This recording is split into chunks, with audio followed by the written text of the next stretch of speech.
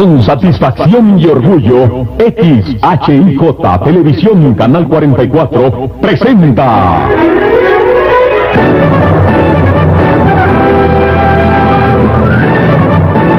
Imágenes.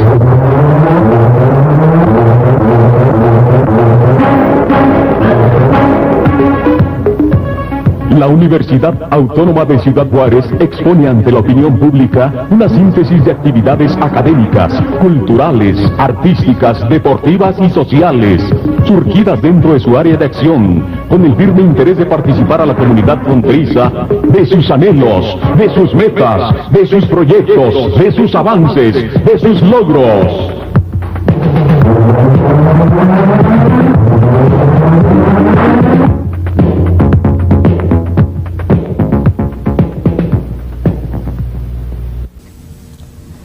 Ante la necesidad de dilucidar sobre una perspectiva más amplia de lo que es el nacionalismo revolucionario, convertido en el eje de la política nacional, se llevó a efecto en el aula magna del Instituto de Ciencias Sociales y Administración un simposio en el que tomaron parte representantes de los principales partidos políticos. El simposio fue promovido por la Sociedad de Estudios Históricos Lázaro Cárdenas, cediéndose la tribuna universitaria en una demostración práctica del pluralismo ideológico que distingue a la máxima casa de estudios. Hoy presentamos a ustedes una síntesis de los conceptos vertidos por los participantes en este simposio que despertó un interés generalizado entre las personas que se congregaron en el aula magna de ICSA. El licenciado Óscar Gutiérrez Juárez, portavoz del Partido Revolucionario Institucional, comenzó el simposio y enfatizó en que el término encierra puntos básicos derivados de una consulta popular que involucran una democracia íntegra, la renovación moral y la búsqueda de una sociedad igualitaria que no se puede concebir sin la democracia que practicamos. Uno de los conceptos fundamentales de nuestra ideología es el nacionalismo. Sin el nacionalismo es difícil concebir a México gozando de la libertad de la que en estos momentos gozamos, o difícil concebir la forma de la democracia que nosotros mismos practicamos, o simplemente concretizar el valor de la justicia. Y todo esto es porque los mexicanos lo queremos, porque así lo pensamos o lo definimos y así lo hemos decidido a través de la democracia.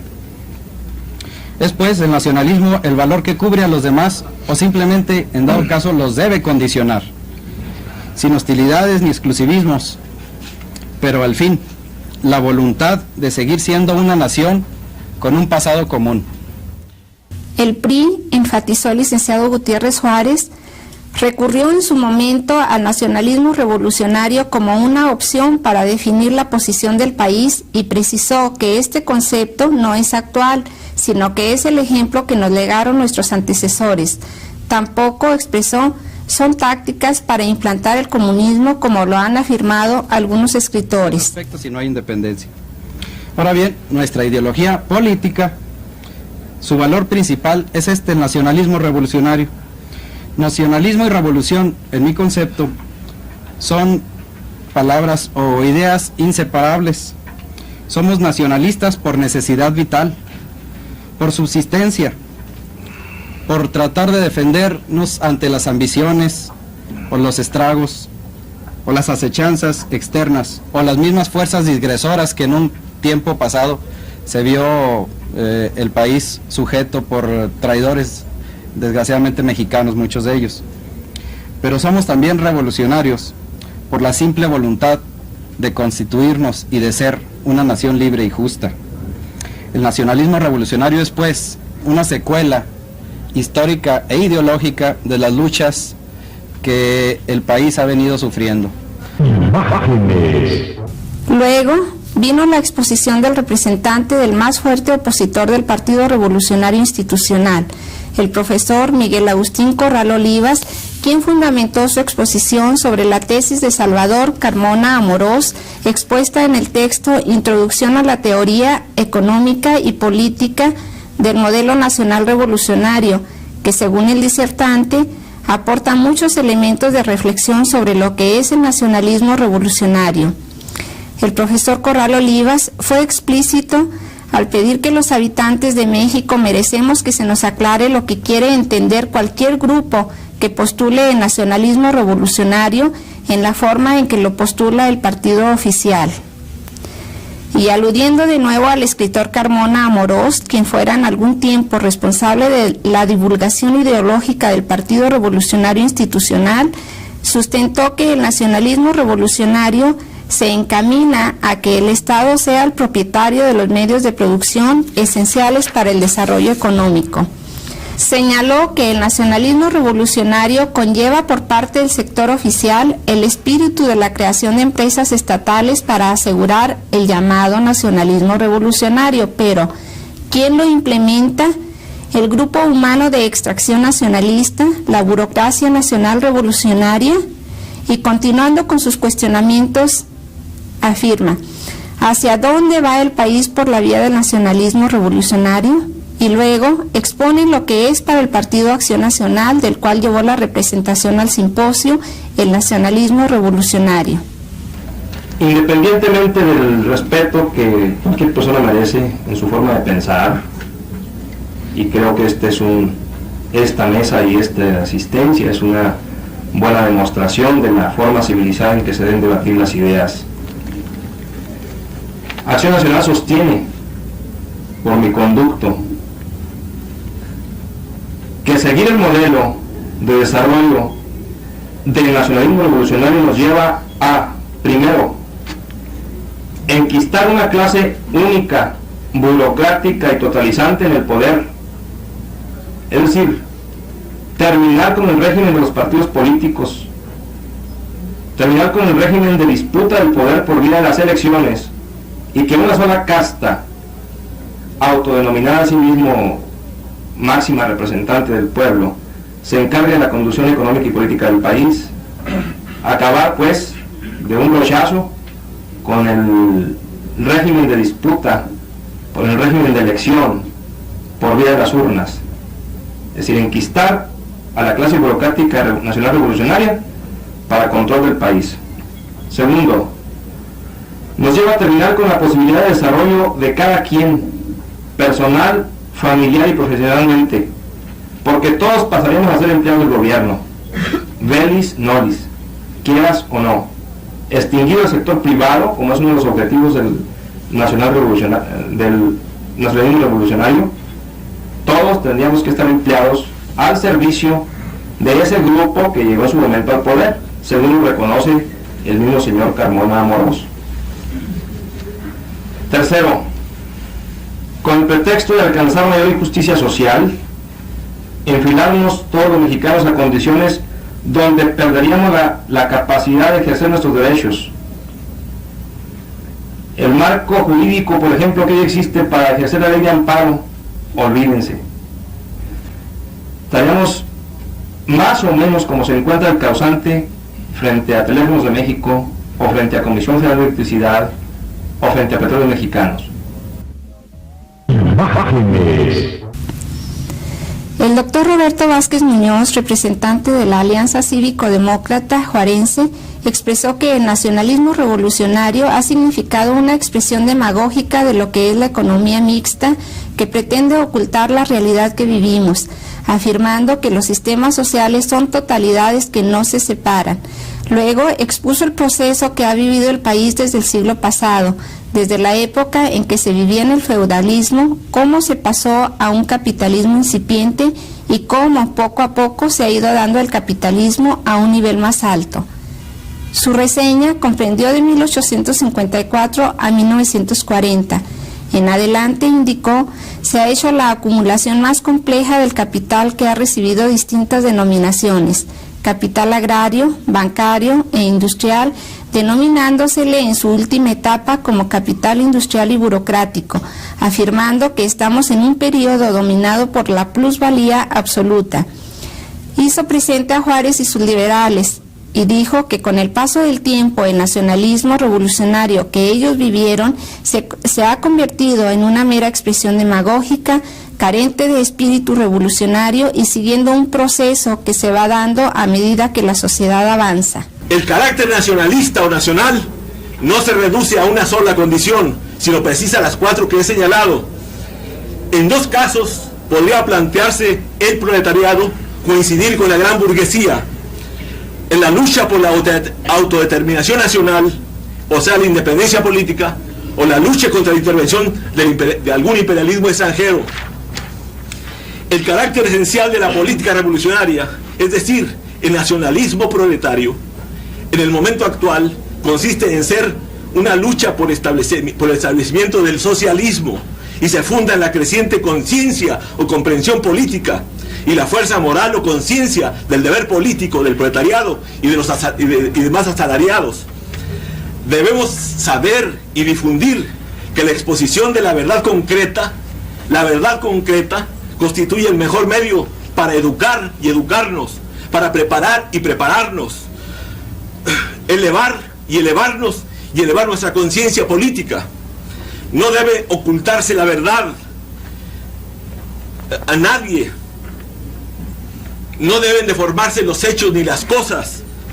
Cuando hay errores y hay derrota, deben aceptarse. El asalariado debe saber, y nuestro pueblo debe saber en manos de quién reside el poder del Estado. Debe saber cómo se compone la clase que lo explota y si es su enemigo principal.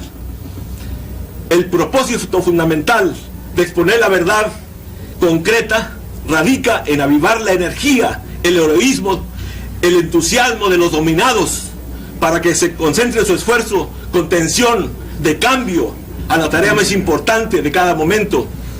La conciencia política, la organización y la disciplina del asalariado implica, sobre todo, desenvolver la capacidad de pensar por cuenta propia, en forma crítica y revolucionaria. Sin crítica no puede haber avance.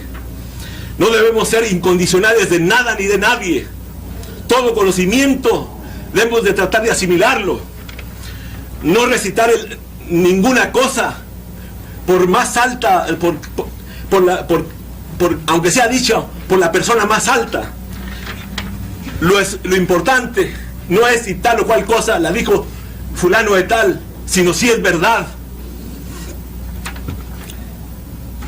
Lo importante es que se ajusten las cosas a la realidad, porque lo que se ajusta a la realidad es lo que más cercano está a la verdad. Debemos saber que bajo el socialismo los hombres participan por cuenta propia en toda la administración de la sociedad, que en el mundo no hay un país socialista, que lo que ustedes conocen como socialismo es capitalismo de distinto tipo, y por eso lo podemos discutir en los minutos siguientes. Que el socialismo no lo componen un pequeño grupo de personas, sino todo el conjunto que ha aprendido a pensar y actuar en forma independiente. Imágenes. Sobre las relaciones políticas en la sociedad mexicana y un desglose de los postulados priistas, habló el señor Rubén Lau, maestro de la Universidad Pedagógica, quien cuestionó sobre la manera en que la izquierda entiende el nacionalismo revolucionario. El señor Lau hizo evidente las aspiraciones del Partido Socialista de México al que representa y planteó un programa de acción con alternativas para los trabajadores y su organización y la conversión efectiva del Estado en la reorganización económica y política mediante nacionalizaciones más amplias que no son, según dijo él, más que el bagaje ideológico con el que se ha vestido el Estado. He aquí la síntesis de su disertación. Veamos enseguida cómo entiende la izquierda mexicana el nacionalismo revolucionario, o lo que se llama un desarrollo popular e independiente. Los casos más grotescos y evidentes de un nacionalismo revolucionario que lo único que hace es apoyar la política capitalista del Estado mexicano lo constituyen textos como el que nos hizo saber el representante del PAN, de Salvador Carmona Amorós, que en última instancia no es más que el colofón de las viejas posiciones de Lombardo Toledano desde la época de los 20.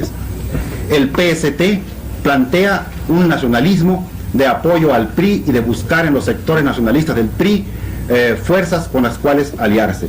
Y el PPS plantea su ya tradicional apoyo al Estado en cualquier circunstancia. Entonces, veamos pues enseguida la posición más elaborada al respecto, que es la que plantea el Partido Socialista Unificado de México. El PSUM, en su declaración de principios, señala, apartado 4, el Estado mexicano, dice, expresa el interés de clase de la burguesía. El Estado emplea el poderoso sector de la economía que controla, no para impulsar el desarrollo nacional independiente y al servicio del pueblo, sino fundamentalmente para aumentar las ganancias de por sí fabulosas de las empresas privadas y ante todo de los monopolios transnacionales y locales, los cuales estaban cada vez más asociados entre sí. Aspira el PSUM a la propiedad colectiva de los medios de producción y al ejercicio colectivo del poder político con la participación de los trabajadores en la dirección del conjunto de la sociedad en el Estado. Para ello el PSUM plantea un programa de acción que voy a resumir en los siguientes puntos básicos al respecto. Señala que si bien busca la toma del poder político por el proletariado, tal objetivo, dice, pasa por una lucha de reformas encaminadas a ir resolviendo hasta donde las condiciones y la correlación de fuerzas de cada momento lo permitan, los problemas de las masas populares.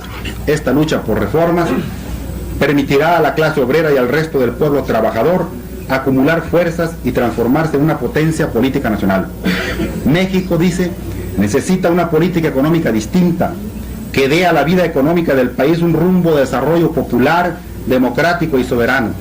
Tal es la alternativa que el PSUM impulsa, bajo la consideración de que los únicos capaces de llevar a cabo tal tarea son los trabajadores y sus organizaciones.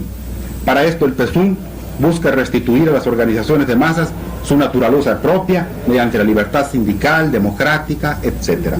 El PSUM lucha, pues, por la conversión efectiva del Estado en el agente fundamental y más dinámico del crecimiento económico y de la reorganización nacional de los recursos. Para ello, el sector estatal debe administrarse como un todo integrado, orientado hacia un desarrollo nacional independiente y al servicio de las necesidades populares, asignándole a la empresa privada un papel complementario. Este funcionamiento popular y racional del área de propiedad estatal y su orientación revolucionaria solo puede garantizarse mediante la participación obrera y popular en la fiscalización y el control de las empresas del Estado. Una vía especialmente importante para la expansión del área estatal es la nacionalización de las principales empresas que intervienen en la generación y distribución de energía, de las industrias alimentarias, agropecuarias, químico-farmacéuticas, de la construcción y petroquímica secundaria, del transporte, la distribución interna de mercancías y la explotación de recursos forestales.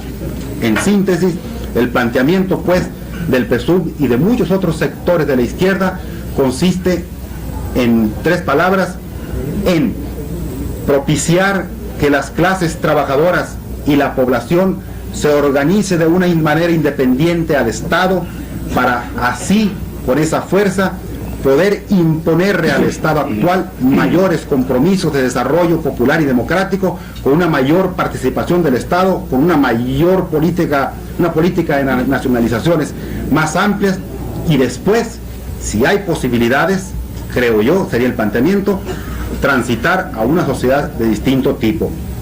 A medida que los disertantes exponían sus conceptos sobre el tema, los oyentes mostraban mayor interés en las exposiciones. La participación del profesor Antonio Becerra Gaitán por el Partido Socialista Unificado de México fue una de las más explícitas en cuanto al tema. Pero, ¿de qué se trata el nacionalismo revolucionario? ¿Qué implican esos términos?, cuestionó el profesor Becerra Gaitán, para luego dar una definición gramatical de ambas palabras y continuar interrogando sobre las condiciones que deben prevalecer para que se produzca un tipo de revolución política, afirmando que México es un país capitalista dirigido por un gobierno en interés de la clase burguesa, donde la clase dominante es la burguesía y concluyó que el nacionalismo que vivimos es en esencia y en última instancia reaccionario. El nacionalismo, además, para que sea válido como táctica política, para que no sea, como dijo el doctor Vázquez Muñoz, para que no sea, como dice el compañero Corral del PAN, para que no sea, como dice Rubén Lau, confusión, es necesario que se reúnan las condiciones, y estas condiciones no están a discusión porque son condiciones objetivas. Si no se reúnen, aunque se diga lo contrario, el nacionalismo es confusionismo. El periodista Elías Montañez, a título personal, tuvo una breve participación en el simposio y, entre otras cosas, expresó: nacionalismo revolucionario. Estas dos palabritas, aparentemente inofensivas, han propiciado un respetable quebradero de cabezas entre los miembros de la especie política y politiquera de nuestro país. Dados como somos a tomar muy en serio las expresiones, véase por ejemplo los mil y un desgarriates que puede suscitar una inocente mentada en pleno 10 de mayo. Los mexicanos hemos creído que la simple enunciación de ese término, el del nacionalismo revolucionario, puede suscitar cosas muy graves e importantes en nuestras vidas y las de nuestras correspondientes proles. El desaguisado ideológico del nacionalismo revolucionario comenzó en México allá por 1981, cuando el entonces candidato Miguel de la Madrid Hurtado tuvo la febril ocurrencia de incluir ese eslogan en sus discursos de campaña. Ya en diciembre de 1982, cuando don Miguel redondeó todo el trámite electoral y tomó posesión del cargo, el nacionalismo revolucionario se convirtió en una de sus 7 tesis de gobierno. Y aunque soy presidente de la República, nunca se ha preocupado por darle un contenido preciso y concreto, es inspiración verbal. De todo modo, resulta que la cultísima derecha mexicana ya sabe qué es lo que el señor se trae entre manos. Señoras y señores, vamos directo al comunismo. Vayan acostumbrándose a comer niños crudos y sin sal. Don Miguel de la Madrid nunca nos ha dicho de dónde sacó su idea de volverse nacionalista revolucionario. Solo nos ha dicho que se trata de una cosa muy bonita, muy mexicana, muy conveniente. ¿Necesita saber más este pueblo? Y cada vez con mayor contundencia, el quehacer político de nuestro país se funda en meras propuestas publicitarias. Los partidos se orientan hacia la mercadotecnia de los votos.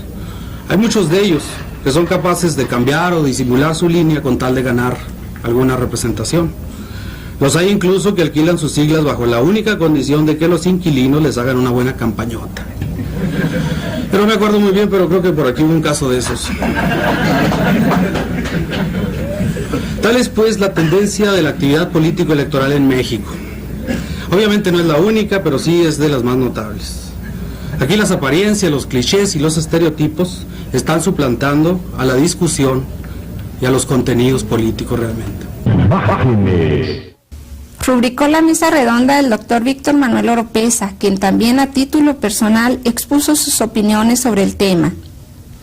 El doctor Oropeza precisó que la palabra y el concepto revolución han sufrido un grave desgaste y señaló como una urgencia el rescate de la soberanía nacional a partir de su economía y de la defensa del nacionalismo revolucionario como una necesidad básica.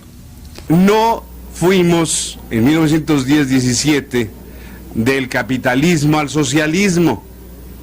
Caminamos simplemente del sistema semifeudal que existía en nuestro país, con las haciendas, con la propiedad agraria en muy pocas manos, con el único capital que era la tierra. Evolucionamos hacia el capitalismo y ahí estamos. En ese capitalismo no es cierto realmente que todos seamos dueños de Pemex. Esto es evidente, o creo que les resulta evidente.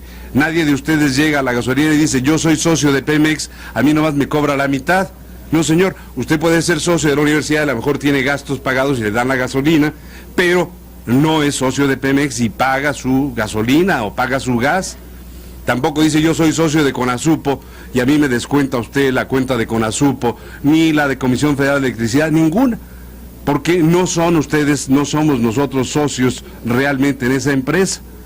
Nosotros somos los que pagamos los servicios y los bienes de esa empresa, a veces más caros en el país que en el extranjero. Por ejemplo, el energético mexicano tiene un precio más bajo fuera de nuestra frontera que dentro de nuestro país. Así pues, no estamos nosotros en condiciones de pensar que dentro del sistema hay una defensa nacionalista de un cambio revolucionario.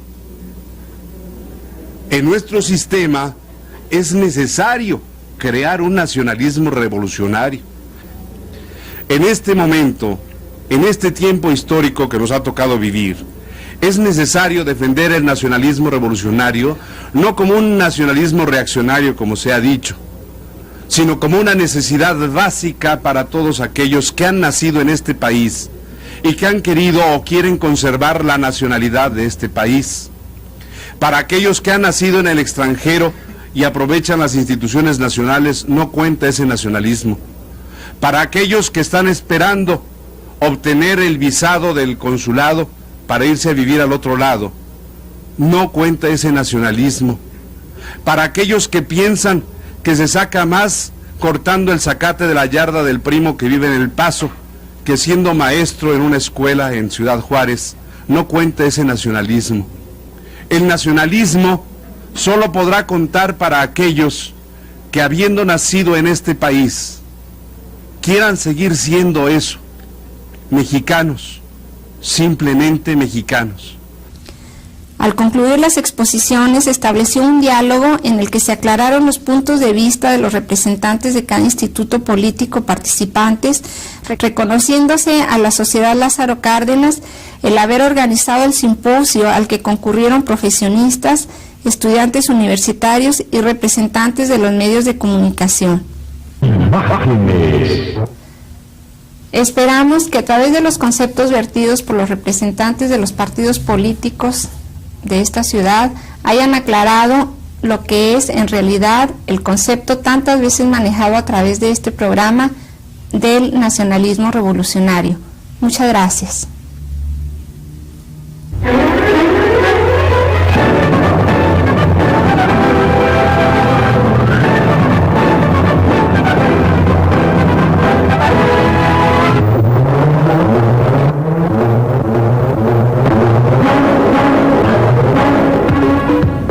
Esta fue una presentación de la Dirección de Difusión de la Universidad Autónoma de Ciudad Juárez. Producción originada en sus propios estudios, ubicados en Constitución 157 Sur, con teléfonos 490-94 y 490-95 en Ciudad Juárez, Chihuahua, México.